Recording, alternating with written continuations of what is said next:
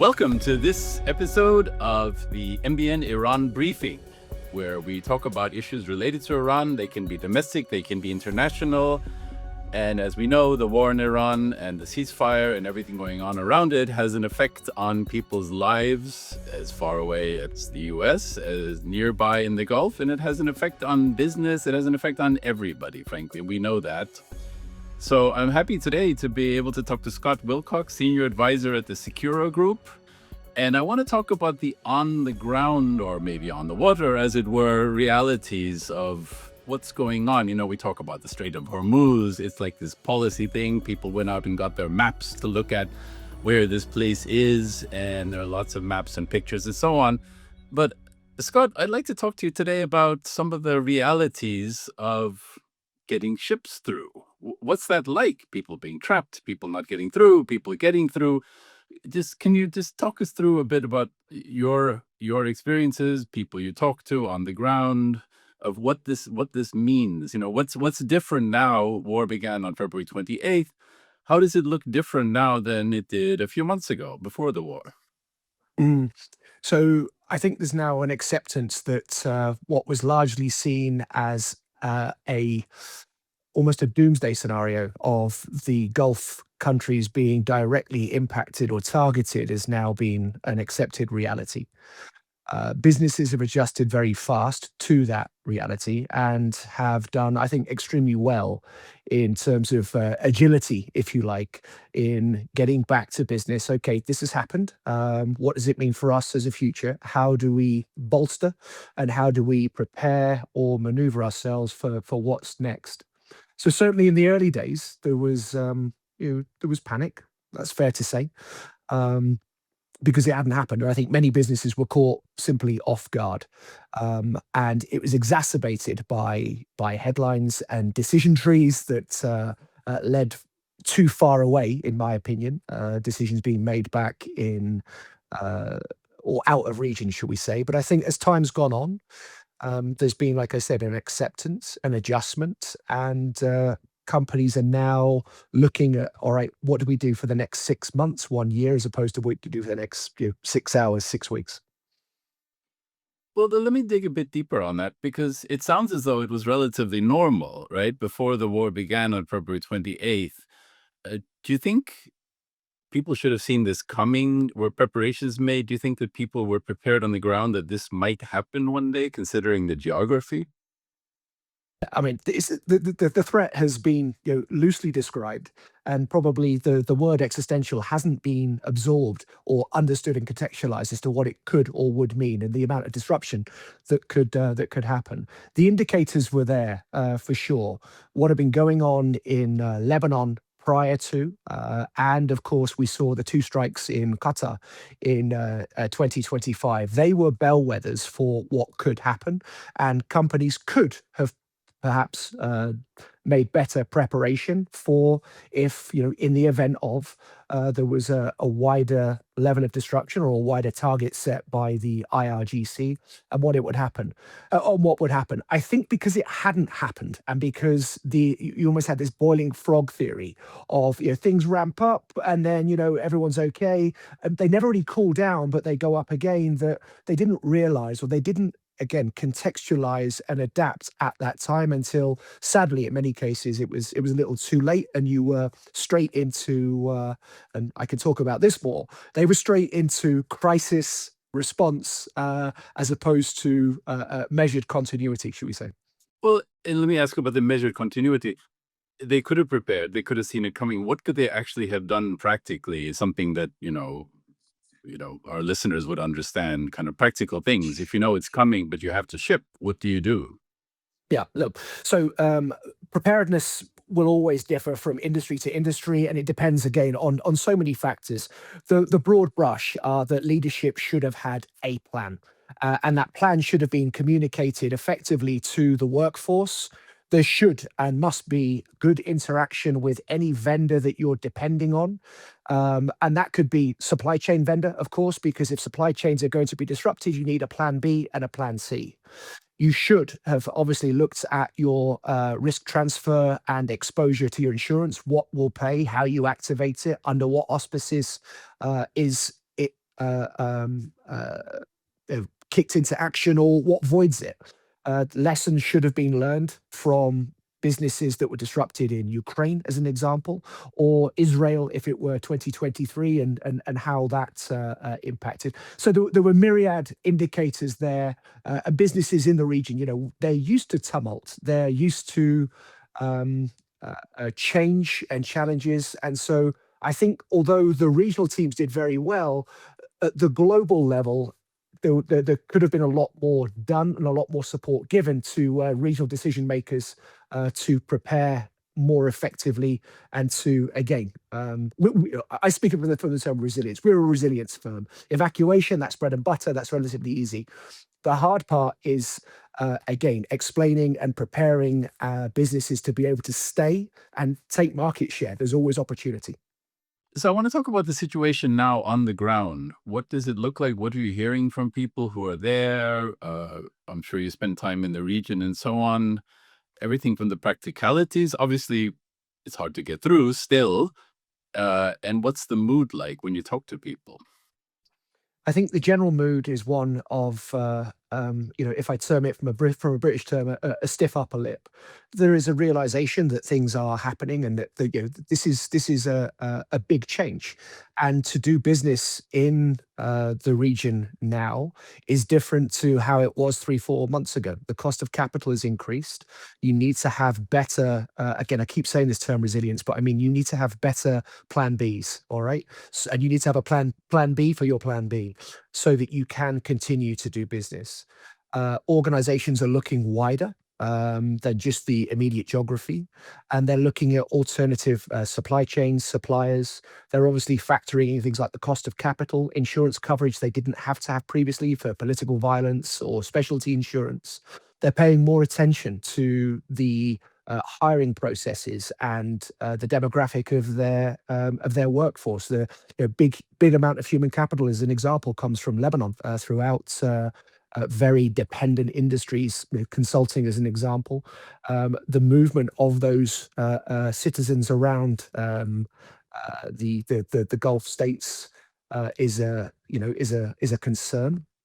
And the same, but for a different purpose, that of American and British expatriates. When you look at where they receive their travel advice from, or their risk advice, and that ties in again to their insurance and their perception, and again, their families, you'll be thinking twice about how long or where I deploy an American consultant, as opposed to where I might put a dual national Lebanese Canadian or French Lebanese consultant. And there's a lot of that going on. There is no one Middle East, and I think this has been highlighted in the last few months. We've seen, obviously, the UAE leave OPEC. That was something that was on the cards for a long time, as people like yourselves would know. But the impact and the ramifications of that, it's well documented that some businesses have been feeling some fallout from that, with transactions between the kingdom and the UAE. That was in the FT this week. But when we look at where's been targeted today, you'll notice the UAE hasn't been targeted. Oman has been largely insulated from it, as has Saudi. Qatar yesterday had its alarms on, but wasn't struck. But the brunt has been bore by, not unsurprisingly, due to the size of or presence of US forces, the Fifth Fleet in Bahrain and up into Kuwait. So, look, to round up the answer, I'm sorry, there is no single answer for the region. It differs on where you are and what you do. But by and large, like I say, there's a sense of unity for sure, that everybody is in this. We're all impacted. For many people now, I've lived in the UAE, or been based from the UAE for coming on 20 years. It's the longest time I've ever spent anywhere in my life. Okay, so it is home for one, and it's the same for many other expats. For them, and I say expat, for them, having to go back to the UK wasn't being repatriated; it was displacement. They sold their houses, their jobs, their children go to school, their homes, their houses that they own are in the UAE. So it was a different form of disruption, and so I can speak from that standpoint. And there are many long-term expats from all different nations, I'd say. And like I said, the one thing that's come out of it is certainly a sense of unity on a positive note. So, just one question going back. You mentioned Plan Bs. What would a Plan B have looked like? What would a Plan B look like now? I was intrigued by Mhm. that. Yeah. So again, failover for your critical dependency. So every organization has a critical dependency. And if say I use the simple term, if you're a consulting business, your critical dependency is on your human capital. You need good people. And those people largely need mobility, the ability to move either cross border or to be potentially present at a client's site for you to have billables. You'll also have examples like you might have a regulatory um, constraint, such as if you're operating in a DIFC regulated business, you have to operate from the DIFC. There were dispensations through the conflict once it was deemed that the DIFC specifically could have been targeted. But Sorry, DOFC. having the Dubai International Financial Center. Ah, yes, yes. Okay, so it's the headquarters for many international businesses. Um, Again, we could get into how and where you consume your information and Mm. how you act upon that and information intelligence. But I would say that having an understanding of, okay, we could be denied access to our data. There could be some form of cyber attack, which we saw. There could be a internet outage, or we could be limited or constrained in our ability to transact either way, to remit money or to receive money. So at the you figure out, you map out what your critical dependencies are, and then you look for plan Bs for those so you can continue to operate. All right. Um, and baking that in, a lot of this was done, Andres, during COVID. Companies, particularly in the UAE and the wider Gulf region, they learned a lot. And then, like I said, you've got there's this sometimes focus, if you like, or spotlight on the GCC countries, but we forget the impact as well, the economic impact, at least, of all these remittances from all this Lebanese diaspora, all these expatriates that send money back to support families back in Lebanon, Syria, Egypt, and so it has wider impacts. Jordan as well has been impacted, and again yesterday. So Plan Bs are all around my critical dependencies as an organization. I need power, I need communication, I need access to data. Those are really the big ones. And then I have a duty of care to my people, safety. It sits adjacent, obviously, at the very highest level, and figuring out what I need to operate to a minimum standard, how I recover. So yeah. You mentioned demographics. I'm curious. You learn a lot when suddenly something's in the news. I learned about all the Indian people working on ships, a ship that was trapped, and so on. You mentioned Lebanese people, Lebanese heritage or citizenship. Can you talk us through a bit about the changing demographics? What did it look like before? You mentioned people's citizenship and Americans and so on. How are the demographics changing when people are making hiring decisions and staffing decisions? Well, I think this is more a case of how things will change going forward as to how they've changed immediately. The ramifications of this conflict, the impacts of this conflict are going to be felt 12 and 18 months out, depending again on industry and output. But my advice has been that clients review their hiring strategies, and they look at, again, like I said, the demographic, and they learn from the past encounters or disruption to be able to be insulated from the future. And so, as an example, a British or an American expat, um, uh, the we could stereotype here, but if you're looking for someone with a specific skill set or expertise, largely they come with the fat tail. They have a family. They have that family needs housing. Uh, Mrs. Smith may not be able to secure employment at the same level as she may have done, so we have to factor that in. And the children will probably be in a good school in the UK or the States, and we have to replicate or improve that to attract them. That sticker fee, if you can, that all up cost is high. Okay, you're looking at, I would say, at least $300,000 per year, probably up to 500,000, if not more, depending on where. Now,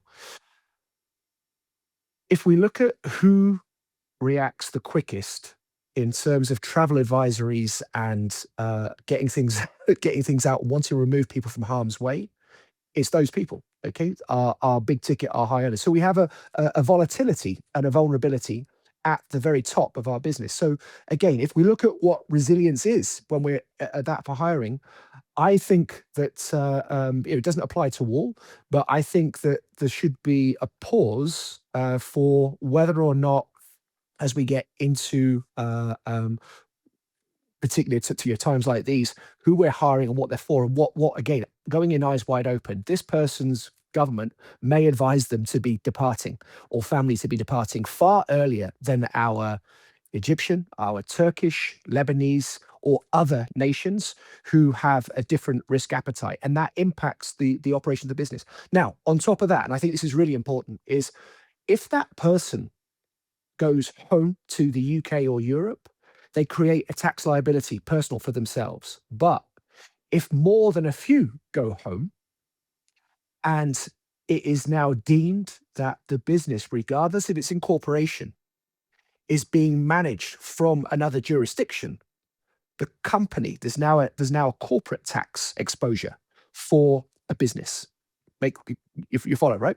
And Yes. so companies are now looking at, so if I have a German, a Polish C-suite in the region, and I have to take them out, or even just their families go home. Okay, there's a personal tax liability because they're home of record, and their presence test is met, or the thresholds are met back home. So there's more to the disruption than just a couple of weeks out, a couple of weeks back. And companies will be weighing the cost risk analysis, doing the cost risk analysis of having these expats get back into region quick, to be able to again avoid or insulate themselves from tax exposure in other jurisdictions.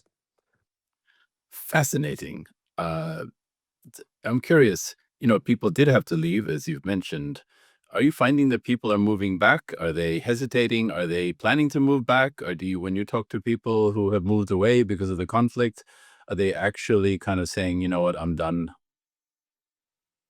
Okay, so kind of all, and let me try and break that down. There are those with options. Okay, so there was a widely publicised capital inflow from private families and those looking for more attractive tax jurisdictions that had redomiciled to the UAE.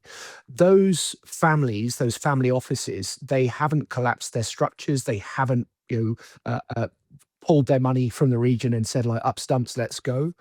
But it's summer. They were out anyway. Okay. So it's a little too early to say with any real data as to what it looks like. That's why I said this, that we're going to feel this for time to come. What will be the litmus test, if you like, is do they enroll their children back into school? Do they come back? Do they reposition their planes and yachts for the winter, or do they go elsewhere? And I think it's still too early to tell. The indicators are that they'll come back, but every time, again, UAE this time hasn't been hit, and I talk about the UAE, but that's where the brunt of, or the bigger concentration of this private wealth is focused. So it's important. We'll see. September, October time, I think, or October time onwards, but September for the schools and for the kids. When it comes to senior leadership, there are um, there are different ways and approaches. Some are working remotely, and are still out of region, but like I said, there were those that bounced back very quick, and there's been a deliberate re-entry by those companies that have good protocols in place to follow. So again, it's not as cut and dry as everyone out, everyone's back. I've said on numerous occasions, the market will forgive once, but it won't forgive twice. Okay, and Yep. so some companies are still figuring out and pricing in what the next 6 months looks like, and do they need a very senior figure? What they need to do is keep the logo there, keep operating, keep continuity, and they're going to wait out this financial year and see what this bounce back looks like for the region, beyond. So yeah, I don't see anybody that we've dealt with that said, enough. but I'm done. I'm never coming back. Um, there will be those people out there, of course. And again, if you've had debris land in your garden or strike your building, you will have a very different perception Yes. of what risk is, and what your personal risk is. And I support that. Yeah. Absolutely. It's understandable. Do you have a sense that companies, people are casting about for alternatives to, let's say, the UAE? They are. I mean, look, again, this is your plan B. And this is the thing about having optionality. There has been, a long-standing rivalry between different Gulf states to attract and retain business. There's also been regulatory uh, constraints that have been put in and enforced, should we say, to make companies want to move there. But this has seen Saudi has seen an uptick, of course. It's further it's further away. It has wider options, and of course, a lot of work that was being back officed or quarterbacked, for want of better work, in the UAE was being exercised in Saudi as part of Vision 2030. So this has maybe been a catalyst in some ways, to put it in a benign light, for companies to reassess their footprints in different states. So that, we've seen others. Regional headquarters have historically been, for Middle East, North Africa, big presences in Cairo. Okay, so we're talking, 50 plus years, and we've seen a doubling down by some companies, as in we're gonna continue with Cairo for the foreseeable, because again, there's been a curtailment, a postponement, or a downsizing of their Gulf business for obvious reasons. If they're dependent on tourism in some way, it's a flow down economy, let's face it, in some ways. So tourists stay in hotels, hotels consume fast moving consumer goods, etc., etc. So if they're in that business, then they would have seen, a potential dent in demand, albeit we hope short term, and will recover. I want to ask you about cybersecurity and cyber-enabled threats because, we talk about missiles, drones, and debris in people's gardens and so on. But I know that you've also alerted people to the fact that there's also a cyber threat against vessels, certainly, and perhaps, to people as well. Can you tell us a bit about that? Yeah, look. First, we have to look at why. The cyber is low cost, high impact, and it can be done without, in some cases, attribution. We can all point a finger, but actually, there's a lot of effort into getting decisive attribution and then being able to retaliate kinetically to it. So it gives a degree of plausible deniability, and that's why, and because, like I said, you get a lot of bang for buck. It's a chosen vector for small, or those with aspirational mid powers, and those who are, um, in many ways, I think, are less dependent um, on data communication. When you look at countries that seem to excel or want to push the frontiers in cyber, Iran and its proxies, North Korea and its proxies, to an extent, Russia and its proxies. We're the ones, if you like, the West, who are far more dependent in our day-to-day lives and all of our business life, and impacted, if you like, by a cyber attack. So that's the why. It's also, again, easier and lower cost to sustain for a longer period. And the thing is, it has a wider impact. You can impact a population. Okay, so you can demoralize a population.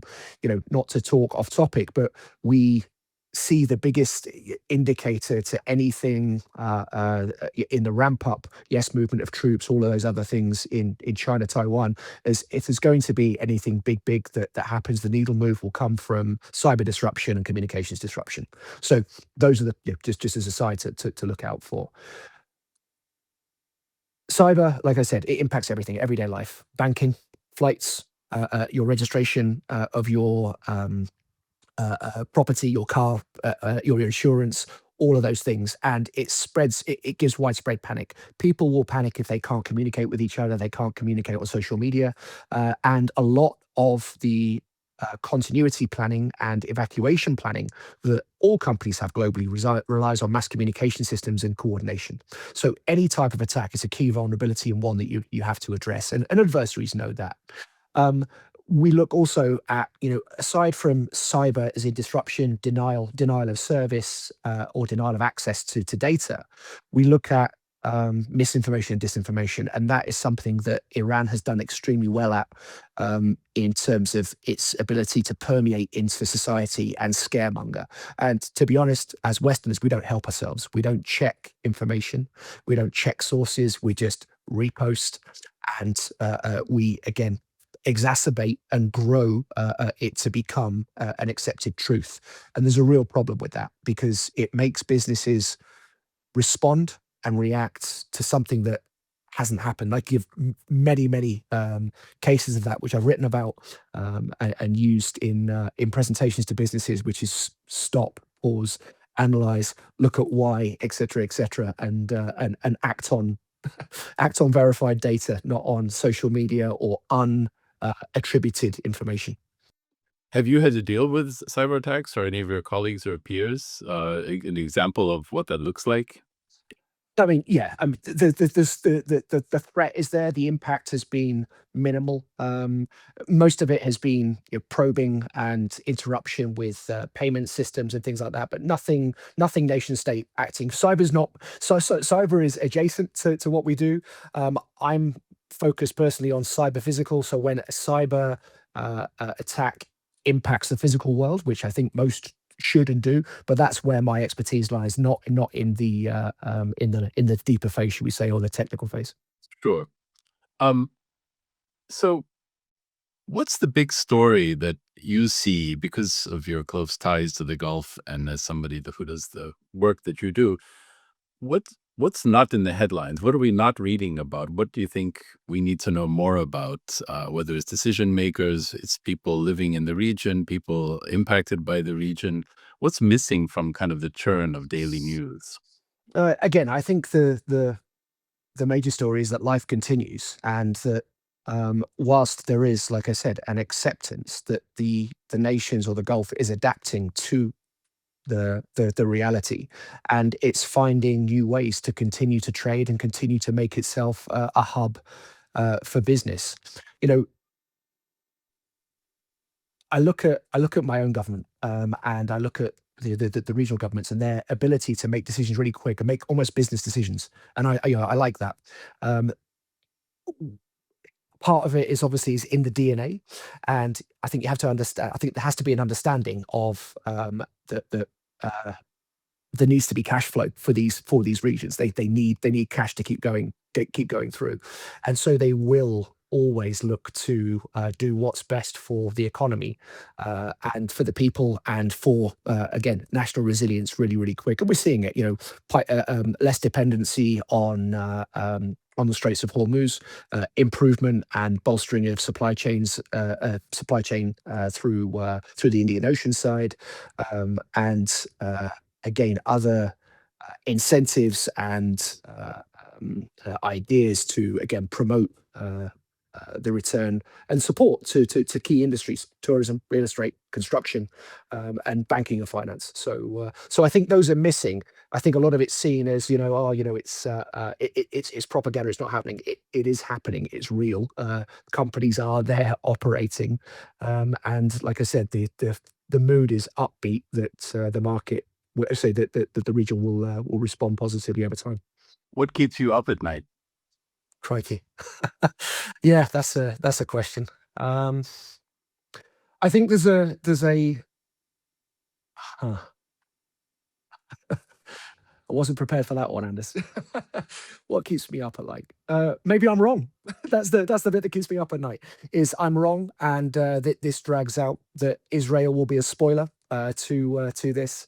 I know that, I'm a realist, a pragmatist. I've been in conflict zones like you have for many years, and like I say, the spoilers to what's going on. You can't change the geography of where we are. Okay, and you can't change culture or mindset in a short time. I think that we have a long way to go in this peace process, if I'm candid, and I think that there has to be again an acceptance that it's that whilst companies and everyone is adapting, that it is going to take longer than I think that most people are willing today to accept.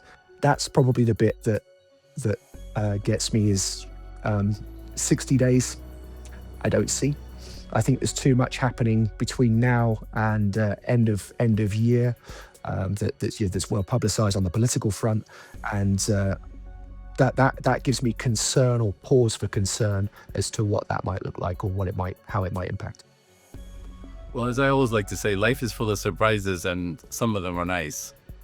And on that note, Scott Wilcox, thank you for enlightening us about what's happening on the ground and what might be happening next. Thank you very much. Thank you. Thanks for having me on, Andres.